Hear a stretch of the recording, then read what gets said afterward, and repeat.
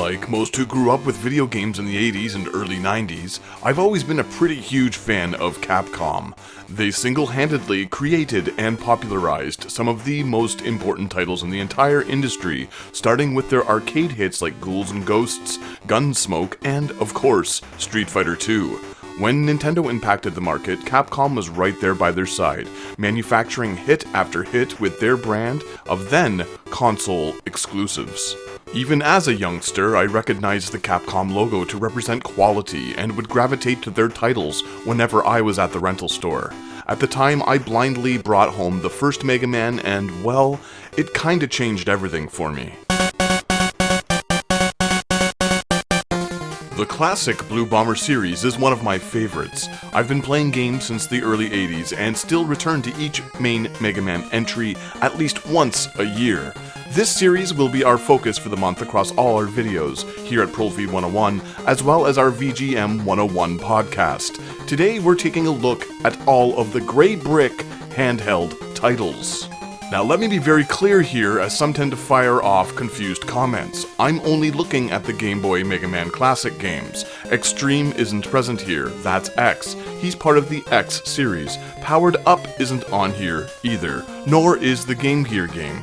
We're talking the 5 Nintendo Game Boy entries, the monochromatic screen, the rectangular device. It took batteries. Also, while I will be getting a bit critical here, all of these games are great. Just because something is my least favorite of a good thing doesn't mean I hate it. Things aren't that binary in my mind. So, now that I've over-explained all of that, let's get started.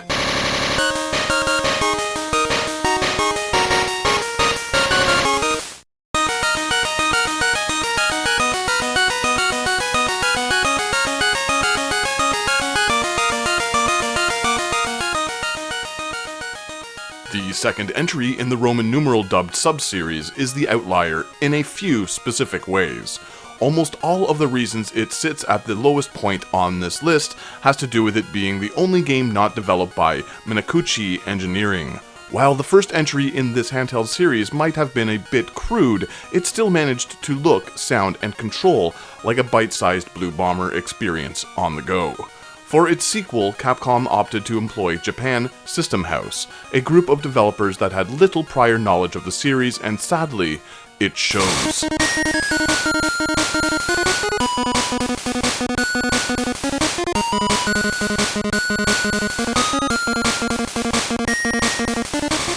Nearly everything about Mega Man 2, or Rockman World 2 as it's known in Japan, feels a bit off. The visuals are a lot darker, which at times make them a bit easier to see on the actual hardware, particularly when compared to the first game's pale art style.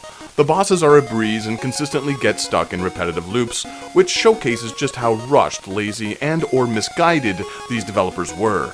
A small oversight that will instantly be perceptible to long-term fans of the series is how Mega Man doesn't briefly pause when picking up an item.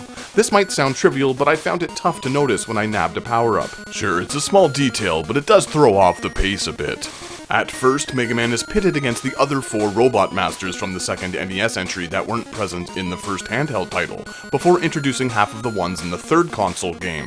The slide mechanic as well as Rush are both introduced, or reintroduced, from that main series entry, and add a bit of variety to the protagonist's moveset, but the lackluster design of the stages don't really create any real challenges to appropriately showcase these new skills. Deploying Rush can also be a bit janky at times, with the marine function being particularly tough to dispatch.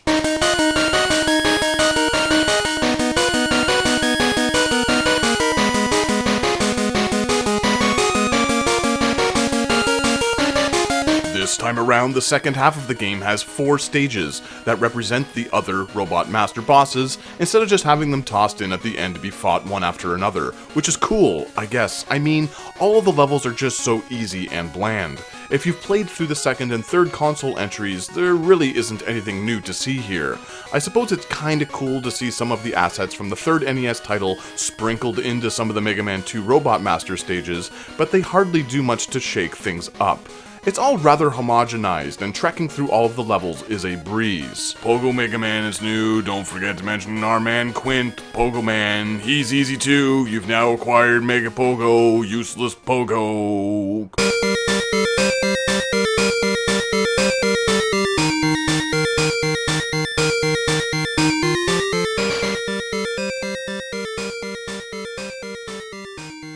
music by Kenji Yamazaki is almost entirely original. Conceptually, a lot of these new compositions are quite good too.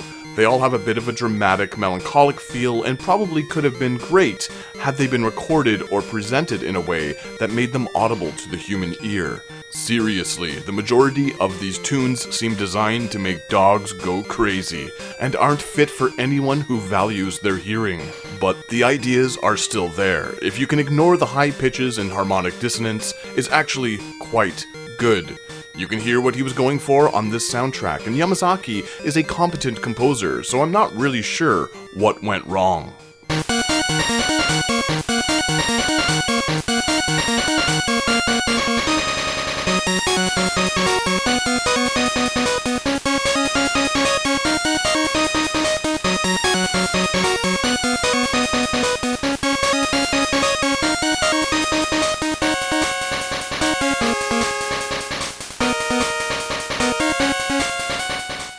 This game gets some pretty harsh hatred at times, but it's still very fun to blast through. One of the positives is that it runs very smoothly on the original hardware, as well as emulated versions available from Nintendo's eShop. It isn't a bad game, none of these are, it's just a bit lazy. The issues I have with the next couple of installments on this list make the second game a bit more of a pleasurable experience than them overall. But ultimately, this one is a simple, uninspired Game Boy title that is as harmless as it is unnecessary.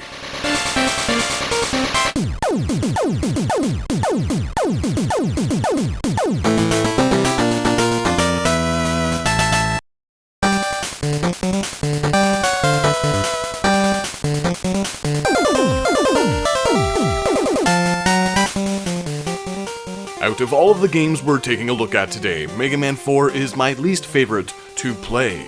I know a lot of people hold this one in high regard, but remember, this is my list and all reviews are subjective. There's just no way around it. I absolutely loathe playing through this fourth entry. I've tried to enjoy it because the thing is a real looker on Nintendo's Grey Brick, and some of the visuals and level designs are truly inspired. At times, this thing is even on par with the best of the console entries. Where this one falls short, at least for me, is in the pacing. The rhythm is slow, and I mean slow. Sometimes due to the handheld system's inability to keep up with the action, which occurs regularly in the form of slowdown, but mostly because of how this game was designed.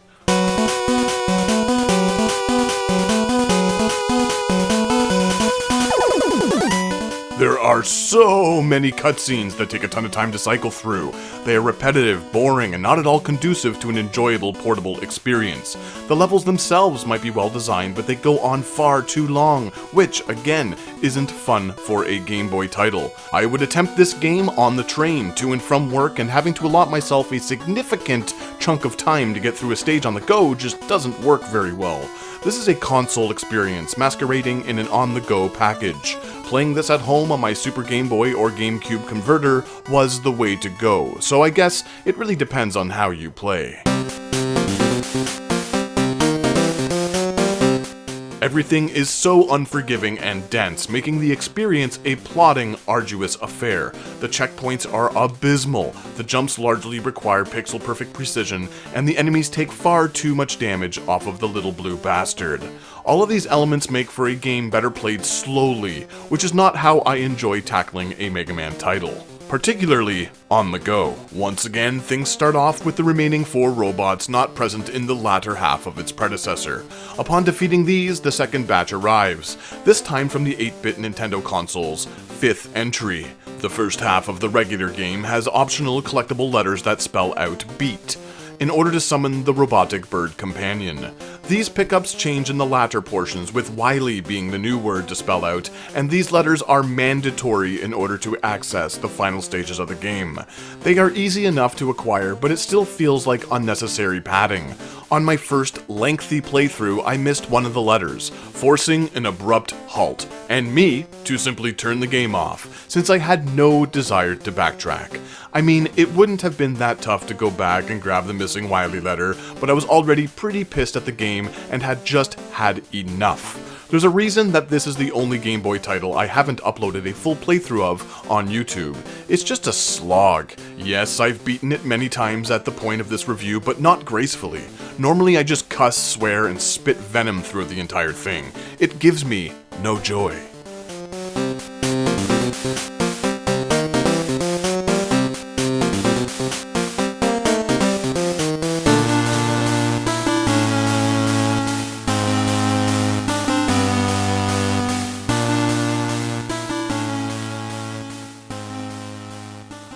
The thing is, Mega Man 4, or IV, isn't any more challenging than its brethren.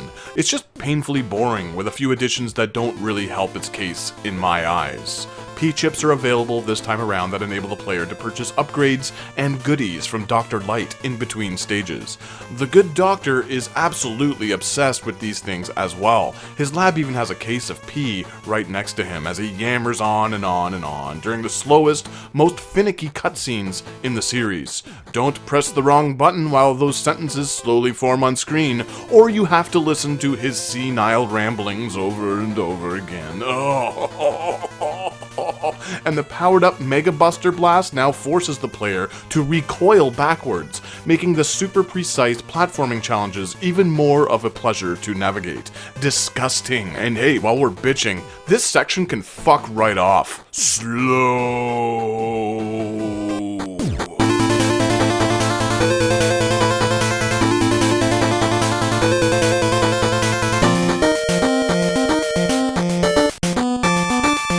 Before you start taking to the keyboards to tell me how awful I am as a person, or that I'm overlooking all of the good things this game has to offer, just let me reiterate that this is only my opinion. It doesn't matter. I'm also exaggerating a bit, but in reality, this is honestly how this game makes me feel. I'm simply trying to exhibit how much it frustrates me, while also attempting to have a bit of fun.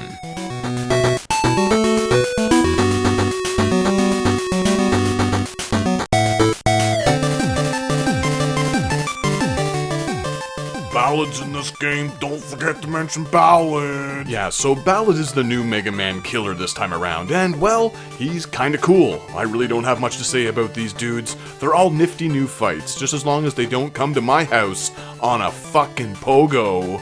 Most of them throughout the handheld series have cool theme tunes as well, that would later be remixed and added to the second downloadable throwback title, Mega Man 10.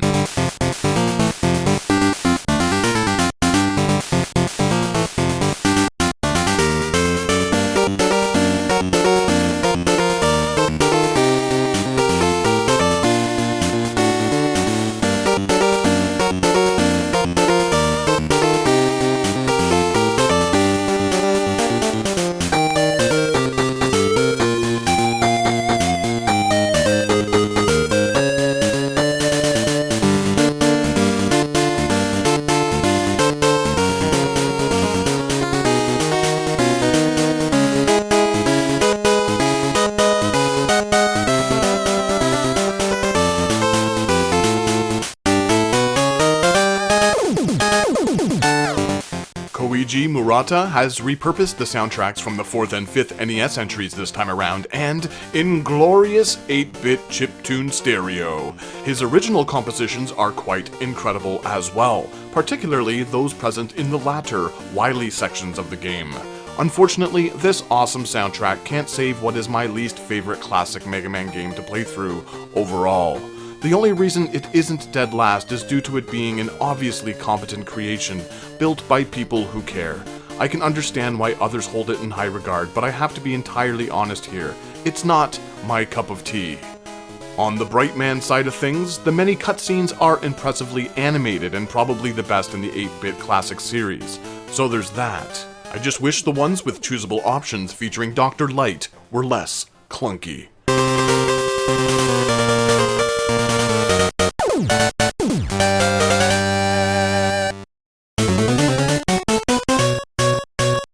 Next up, we have the third entry, which, in a lot of ways, suffers from a few of the issues present in the fourth, mainly the super tight garbage jumps and shitty checkpoints.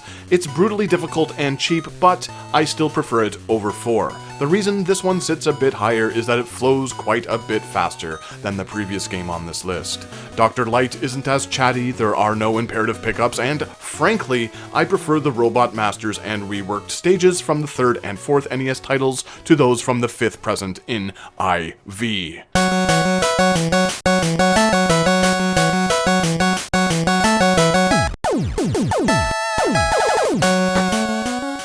The game runs a bit smoother and much quicker both mechanically as well as conceptually. This time, the chargeable Mega Buster has been added, which makes quick work of most of the regular baddies, and a new, inspired antagonist in the form of Punk is a welcome addition. He has a cheesy look, a killer theme tune, and is the best robot killer the series has seen so far. Wily is still the cause of it all, spoilers, but the new fight scenes show that this series of handheld entries was back on track after the rather tepid second outing. Musically, this one goes back to remixing tracks from the games it visually represents, with Koichi Murata at the helm with a few new interesting compositions that fit seamlessly into the recognizable tunes. Structurally, it's all very similar to the last entry on this list, but a much more advanced product than its numerical predecessor.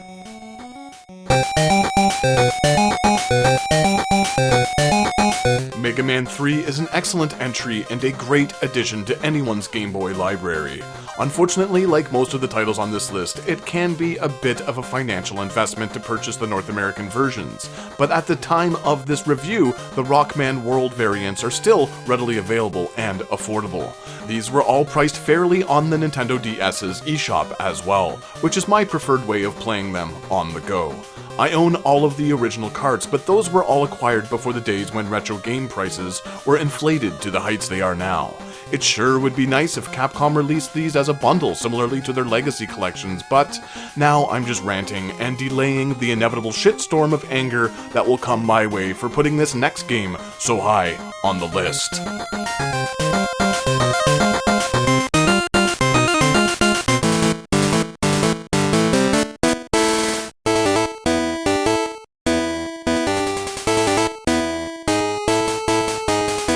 Mega Man, Dr. Wily's Revenge. Before we dig into this thing, let me just be the first to admit that Dr. Wily's Revenge is a very rudimentary game. Some might find its simplicity a bit inexcusable, since it was released almost 2 years to the month since the system's launch in North America in 1989.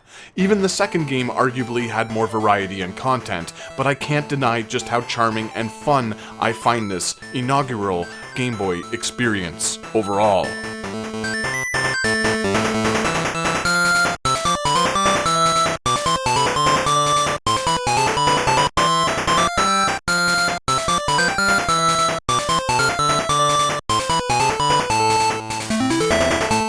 Graphics are pale and a bit tricky to discern on the original hardware, but the developers made up for it by not overcomplicating the backgrounds, which allows the animations to really pop. To me, what matters most in a Mega Man title is the gameplay, and Dr. Wily's Revenge plays smoothly and reliably throughout its relatively short length.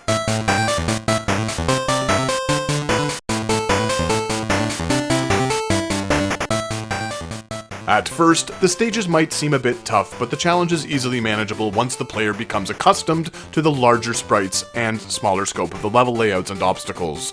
Each of the Game Boy titles share these more cramped environments, but I don't think any of them manage the limitations as well as this one. From the start, the player has the choice to pick from 4 of the 6 Robot Master stages from the first NES title: Fireman, Cutman, Elecman, and Iceman. The levels are shorter than those from the console versions, but stuffed with tricky challenges and enemies. Some new, some old. Ultimately, this is what I want from a handheld game, as it's easy to pick up and rip through a stage after some practice. Memorizing the levels feels rewarding. The enemy movements are deliberately mapped to challenge the player, yet the stage design is open enough to allow some breathing room, as well as improvisation. Unlike some of the later games where there's a lot of waiting around to do, this one has a great rhythm and pace that I still find fun to experience today.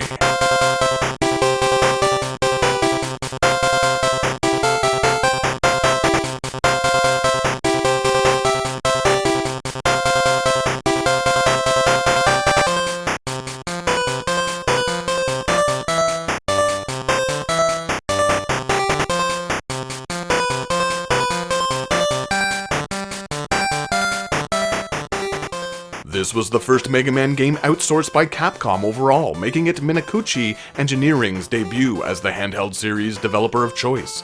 They did an exceptional job capturing what made the console games special, while also adding a few elements such as Robot Killer Anchor and a handful of new music tracks composed by Makoto Tomozawa to the existing remixed themes taken from the NES originals.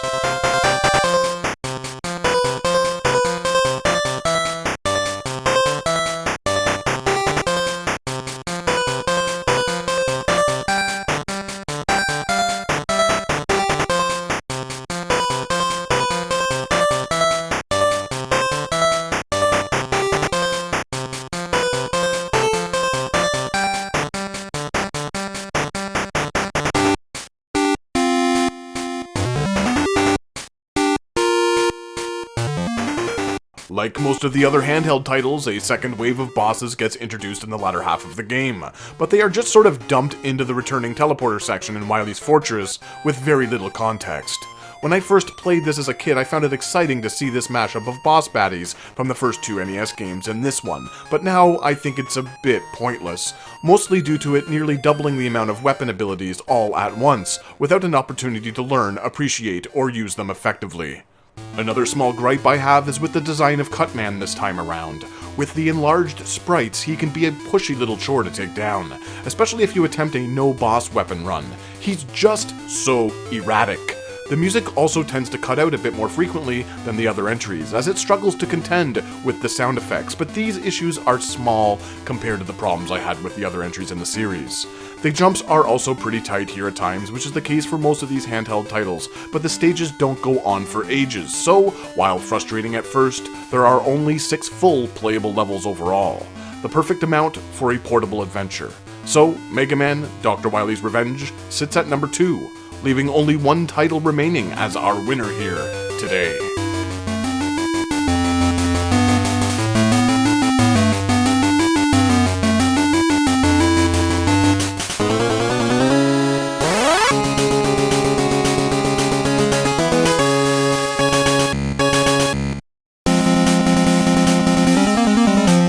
Mega Man 5. It's a real shame that they didn't follow this 5th Game Boy entry up with at least one more, because it introduced so many clever new ideas, both narratively as well as in the gameplay department.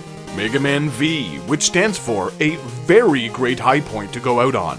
It's just as good, sometimes even better than its console counterparts. Gone are the repurposed robot bosses of old. This time our little blue protagonist is pitted against 9 brand new baddies called the Star Droids, that each represent a planet in our solar system. Tango the Cat is also introduced, and well, yep, I don't really have anything to say about the new feline companion, as I've never found it to be particularly useful. The graphics and sound are all top-notch with brand new stage designs, as well as a totally new soundtrack, competently composed by Koichi Murata, returning once again from the 3rd and 4th entries, this time getting complete creative freedom to write his own music instead of remixing existing tracks. The compositions here are some of the best across any of the Mega Man games, truly exceptional and criminally underappreciated.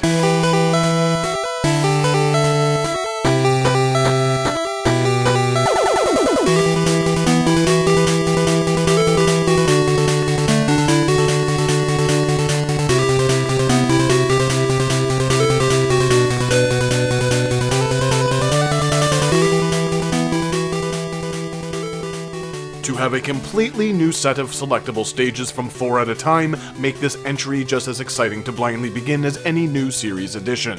The thing about the Game Boy titles overall is that they were all released far after the originals on the home console, so many of us fans already knew which order was best to get through the games the easiest. Sure, they shook things up here and there, but most of the time, the patterns were nearly identical, making them feel a lot less impactful.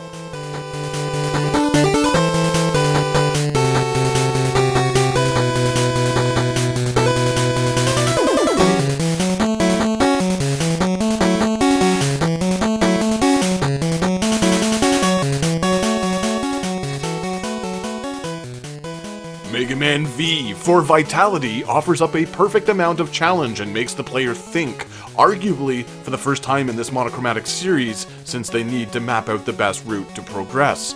I mean, unless they simply look up the intended boss order, but where's the fun in that? Cheaters. The Buster has, yet again, seen an upgrade in the form of the Mega Arm, a sort of retractable portion of the Blue Bomber's blaster that detaches and returns, causing damage to everything in its path. It can be used to nab upgrades throughout the stages. I like it. It's a practical addition that doesn't alter the primary gameplay mechanics as much as the intrusive recoil from its predecessor. Another first to the series as a whole is the horizontal space shooter section, which is just an absolute blast to play. For once, Rush gets the opportunity to take the lead. This is something I had been wanting since his introduction in Mega Man 3 on the NES, and it's pretty great. Sure, it's simple and short, but it also utilizes some terrific scaling effects, and breaks up the monotony of the constant jumping, shooting action quite well. Mega Man 8 would later explore this idea in more detail, but I still prefer the simplicity of this section present in the Game Boy title. It feels less like a forced gimmick here, and more as a fun diversion to the regular action sequences.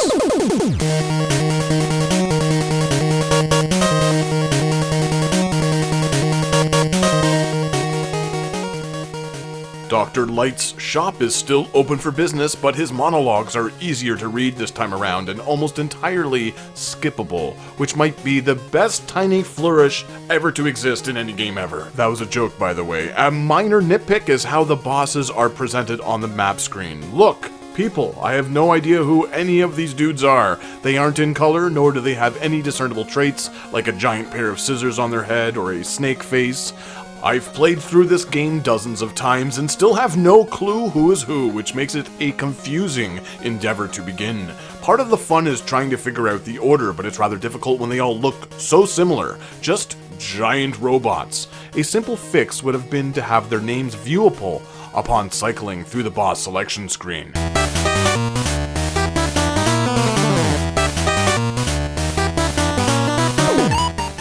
All in all, Mega Man V is a great entry in the classic series, and a real joy to play. There's a reason the V stands for Viagra. It's hard, but oh so worth it. Rockman World 5. No prescription required. Part of the reason I enjoy the classic Mega Man series is that everyone has an opinion on which one they like the most. When it comes to the Game Boy titles, I've heard from many who think the fourth is the best.